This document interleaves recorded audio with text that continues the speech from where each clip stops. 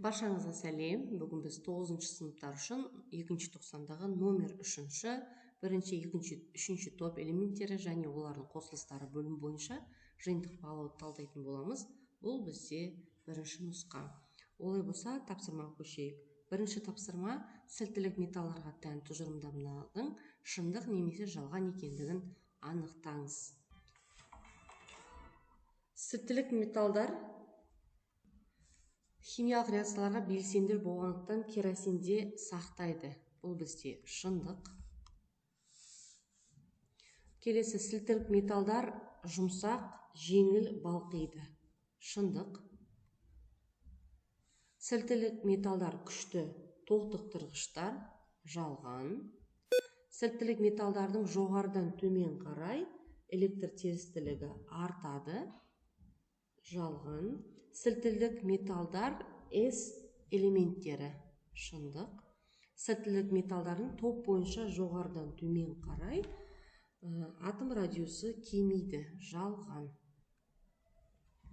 Келесі тапсырма бос орындарды толықтырыңыз. Және алюминий 3-ші топ бізде 3-ші период А топшасында орналасқан екі дайлы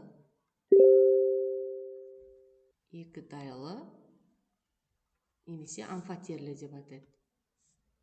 Екі дайлы элемент. Алюминийдің валенттілігі 3, қосылыстарында жоғарғы тотығу дәрежесі плюс 3-ті көрсетеді. Протон саны 13. Протон, ядро заряды плюс 13.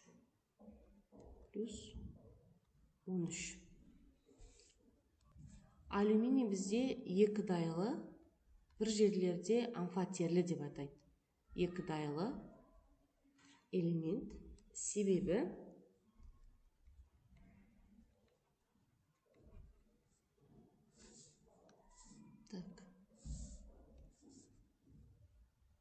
қышқылдармен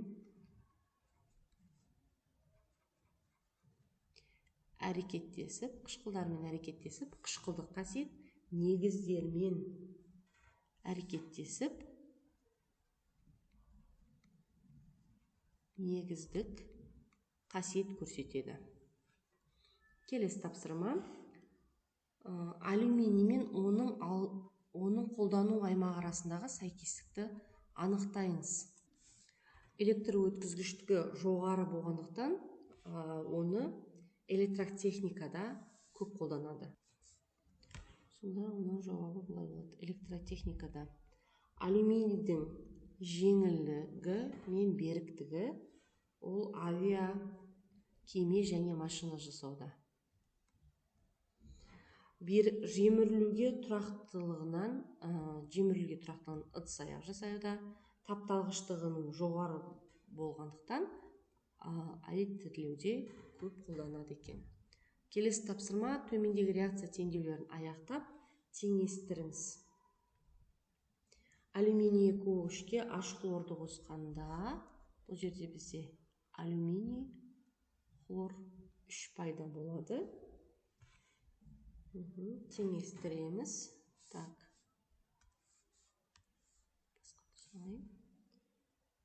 Теңестіреміз мына жерге 2, судың алдына 3. Мына жерге жаза салайыншы. Алюминий 2O3 қосу H хлор 6 тең болады 2 алюминий хлор 3 қосылған 3H2O. Алюминий 2O3-ке қосамыз натрий гидроксидін.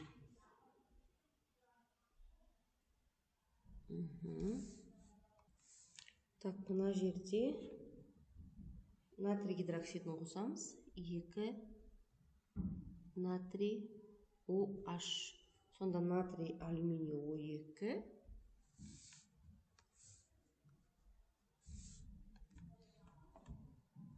мына жерге бірінші есеп 2 деп жазайын, себебі қазір шатасасыздар.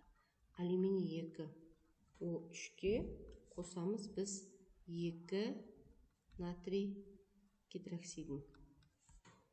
Сонда мына жерде 2 натрий алюминий O2 және су түзіледі H2O.